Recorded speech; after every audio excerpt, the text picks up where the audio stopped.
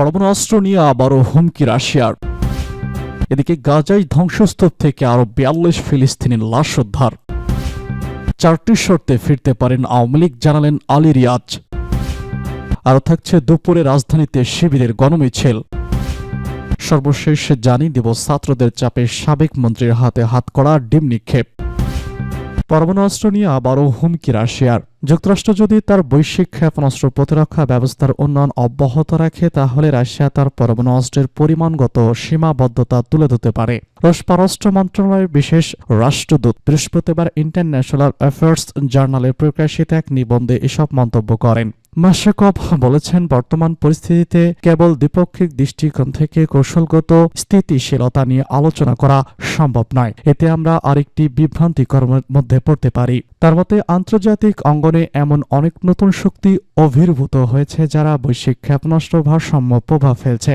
পশ্চিমা দেশগুলোর কৌশলগতভাবে রাশিয়াকে ক্ষতিগ্রস্ত করার নীতির কারণে আমরা পরমাণু ও ক্ষেপণাস্ত্র অস্ত্র ভাণ্ডারের উপর আরোপিত সীমাবদ্ধতা থেকে সরে এসে তার পরিণতগত ও প্রযুক্তিগত সম্প্রসারণের প্রয়োজনীয়তার মুখোমুখি হতে পারি। রুশ পররাষ্ট্র মন্ত্রণালয় এই বিশেষ রাষ্ট্রদূত ব্যাখ্যা করে বলেন, যুক্তরাষ্ট্রের বৈশ্বিক ক্ষেপণাস্ত্র প্রতিরক্ষা ব্যবস্থা আরও উন্নয়ন, কৌশলগত আক্রমণাত্মক অস্ত্র হ্রাস, পরবর্তী শর্তে কৌশলগত স্থিতিশীলতা বজায় রাখার সম্ভাবনাকে সম্পূর্ণভাবে বিনষ্ট করে দিয়েছে। একটি ক্ষেপণাস্ত্র প্রতিযোগিতা পুরো দমে চলছে উল্লেখ করে মাশরাফ বলেন, পাশাপাশি পারমাণবিক অস্ত্রভাণ্ডার ও গণবিধ্বংসী অস্ত্রের বাহকগুলোর ব্যাপক আধুনিকায়নও চলছে। মহাকাশে সামরিকরণও গতি পাচ্ছে, যা নিকট ভবিষ্যতে সামরিক দ্বন্দ্বের নতুন ক্ষেত্র হয়ে উঠতে পারে। তিনি কৃত্রিম বুদ্ধিমত্তা ও কোয়ান্টাম কম্পিউটারের মতো নতুন কৌশলকে কৌশলগত ক্ষেত্রে শত্রুর ক্ষমতা বাড়ানোর উপাদান হিসেবে উল্লেখ করেন, বিশেষ করে ক্ষেপণাস্ত্র প্রতিরক্ষা ব্যবস্থার ক্ষেত্রে। মাশরাফ বলেছেন, প্রতিরক্ষামূলক পদক্ষেপের অংশ হিসেবে পরমাণু অস্ত্র প্রসারের বিরোধী চুক্তি এর নির্দিষ্ট কিছু বিষয়বস্তু পুনর্মিলন করা হতে পারে।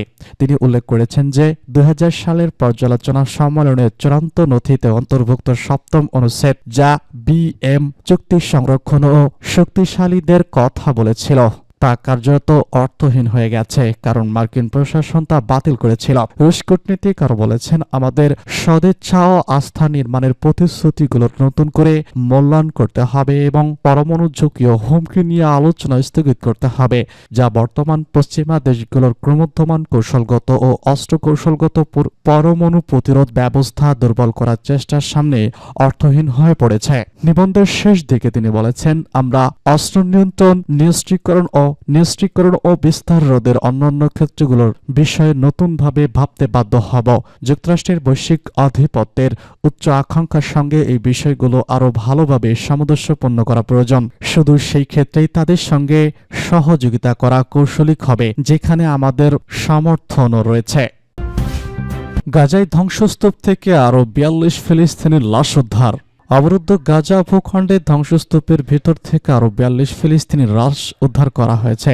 এর ফলে অবরুদ্ধ এই উপত্যকাটিকে নিহতের সংখ্যা দাঁড়িয়েছে ৪৭,৫০০ জনে। বৃহস্পতিবার গাজার স্বাস্থ্য মন্ত্রণালয় বরাতে তুরস্কের রাষ্ট্রীয় বার্তা সংস্থা অ্যানাদোলু এজেন্সি তাদের এক প্রতিবেদনে খবর জানিয়েছে। প্রতিবেদনে বলা হয়েছে, ফিলিস্তিন চিকিৎসকরা গাজার ধ্বংসস্তূপের নিচে থেকে আরও ৪২ জনের লাশ উদ্ধার করেছেন। এর ফলে ২০২৩ সালের অক্টোবর থেকে গাজা উপত্যকায় ইসরায়েলের গণহত্যামূলক যুদ্ধে নিহত ফিলিস্তিনিদের সংখ্যা ৪৭,৪০৬ জনে দাঁড়িয়েছে। মন্ত্রণালয়ের এক বিবৃতিতে বলা হয়েছে, গত ২৪ ঘন্টার মধ্যে আরও ৯ জন আহত ব্যক্তিকে হাসপাতালে ভর্তি করা হয়েছে। এতে করে ইসরায়েলি হামলায় আহতের সংখ্যা ১,১১,৮৫০ জনে পৌঁছেছে। অনেক মানুষ এখনও ধ্বংসস্তূপের নিচে এবং রাস্তায় পড়ে থাকলেও উদ্ধারকারীরা তাদের থেকে পৌঁছাতে পারছে না। গাজায় গত ১৯শে জানুয়ারি থেকে যুদ্ধবিরতি কার্যকর হয়েছে। ৩ পর্যায়ে এই যুদ্ধবিরতি চুক্তির মধ্যে বন্দী বিনিময় এবং স্থায়ী শান্তি, স্থায়ী যুদ্ধবিরতি এবং গাজা থেকে ইসরায়েলি বাহিনী প্রত্যাহারের লক্ষ্যমাত্রাও রয়েছে। 4টি শর্তে ফিরতে পারে আওয়ামী লীগ, জানালেন আলী রিয়াজ। ছাত্র জনতার তীব্র আন্দোলনের মুখে গত 5 আগস্ট শেখ হাসিনা প্রত্যেক করে ভারতে পালিয়ে যাওয়ার পর আওয়ামী লীগের নেতা কর্মীরা আত্মগোপনে চলে যান। অনেকে ভারত কিংবা অন্য দেশে চলে গিয়েছেন, এছাড়া অনেকে আটকা হয়ে কারাগারে আছেন। ফলে দলের নেতৃত্ব কিংবা কার্যক্রম কোনোটাই এখন দৃশ্যমান নয়। এদিকে 49 বছর আগে 1975 সালের 15 আগস্ট বাংলাদেশের প্রতিষ্ঠাতা রাষ্ট্রপতি শেখ মুজিবুর রহমানকে সপরিবারে হত্যাকাণ্ডের পর ভয়াবহ এক সংকটের মুখোমুখি হয়েছিল দেশের সবচেয়ে প্রাচীন এই রাজনৈতিক দল এই আওয়ামী লীগকে। সেই সংকট কাটাতে সময় লেগেছিল দীর্ঘ 21 বছর। জুলাই এবং আগস্টে গণহত্যার সঙ্গে জড়িয়ে পড়া আওয়ামী লীগ এবার ফিরতে কত বছর সময় লাগবে, এই প্রশ্ন ঘুরপাক খাচ্ছে জনমনে। সম্প্রতি কাতার ভিত্তিক গণমাধ্যম আল জাজিরাকে সাক্ষাৎকার দেন সাংবিধানিক সংস্কার কমিশনের প্রধান এবং রাজনীতি বিশ্লেষক আলী রিয়াজ। সেই সাক্ষাৎকারে তিনি আওয়ামী লীগের পুনরুদ্ধারের জন্য 4টি শর্ত উল্লেখ করেছেন। 1.16 বছর শাসন আমলে বিশেষ করে 2024 সালের আন্দোলনের সময় সংঘটিত অপরাধের জন্য নিঃশর্ত ক্ষমা চাওয়া, দলের বর্তমান মতাদর্শ পরিত্যাগ করা, শেখ হাসিনা পরিবারের কোনো সদস্যকে আর নেতৃত্বে না রাখা, মানবতাবিরোধী অপরাধ, সব নৃশংস অপরাধের বিচার নিশ্চিত করা। আলী রিজা ইউনূসের নেতৃত্বাধীন সরকারের একটি কমিশনের ভাইস চেয়ারম্যান। তিনি সংস্কার প্রস্তাব নিয়ে ঐক্যমত গড়ার কাজ করছেন। তিনি বলেন, জুলাই আন্দোলনের সময় যেসব ব্যক্তি গণহত্যার জন্য সরাসরি দায়ী তাদের বিচার করতে হবে, যার মধ্যে শেখ হাসিনাও অন্তর্ভুক্ত। এই শর্তগুলো পূরণ হলে তাদের প্রত্যাবর্তন নিয়ে আলোচনা করা যেতে পারে। দুপুরে রাজধানীতে শিবিরের গণমিছিল। বাংলাদেশ ইসলামী ছাত্র শিবির আজ শুক্রবার রাজধানীতে গণমিছিলের ডাক দিয়েছে।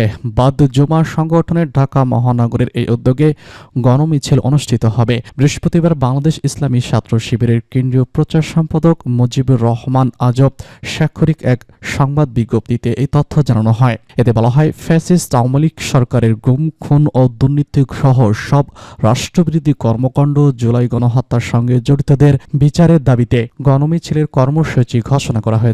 ঢাকায় এই কর্মসূচির জুমার নামাজের পর বাইতুল মোকাররম জাতীয় মসজিদ উত্তর গেট থেকে শুরু হবে। বিজ্ঞপ্তিতে আরো বলা হয়, গণমিছিল কর্মসূচিতে সর্বস্তরের নেতাকর্মীকে অংশগ্রহণের জন্য আহ্বান জানানো যাচ্ছে।